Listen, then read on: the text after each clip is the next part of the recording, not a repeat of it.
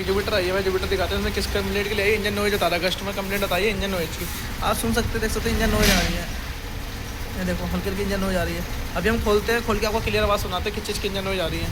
खोलने के बाद आपको सुनाते हैं, फिर इसके सीट वेट लिखा लेंगे, सीट निकालते हैं, फिर पैनल खोलते हैं आगे का, फिर दिखाते हैं आवाज़ किस चीज़ की आ रही है।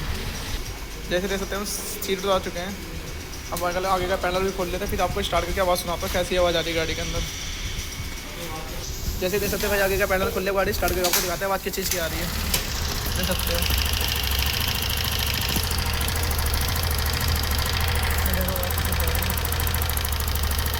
आगे किस चीज़ की आवाज़ है, टैपेट की आवाज़ है, इसका टैपेट लूज है इसलिए आवाज़ कर रहे हैं। अब हमें ये खोलेंगे, आगे खोल के दिखाते हैं टैपेट कितने लूज है कितने लूज नहीं है। अगर 4 नोट खोलते हैं आपको दिखाते हैं, जैसे आपको दिखाते हैं। पहले तो ये टाइमिंग टॉप पे नहीं है, पहले तो उसको टॉप पे करेंगे, फिर इसके टैपेट देखेंगे टैपेट लूज है कि नहीं लूज है। और देख लो इसमें तो किकें नहीं दे रखी, अब ऐसे टॉप पे करेंगे। और टॉप पे करते हैं पहले इसको, देख सकते हैं भाई टॉप पे कर लिया है, ये टॉप पे है। अब टैपेट चेक कराते हैं आपको, ये देखो भाई टैपेट लूज पड़े, पराल दिखाते हैं, पराले भी टैपेट लूज पड़े। अब टैपेट टाइट करेंगे, टैपेट टाइट करके वो सेट करके दिखाते हैं। टैपेट काटने कुछ नहीं करना, 8 का पाना लगेगा और टैपेट अपना कूलर लगेगा। 8 का पाने से टाइट करते हैं और कूलर से अपना सेट करके दिखाते हैं। इसकी 0.04 mm इसकी वो रहती है, और 0.04 मिलाएंगे हम, इनलेट वाले भी जस्ट वाले भी दोनों।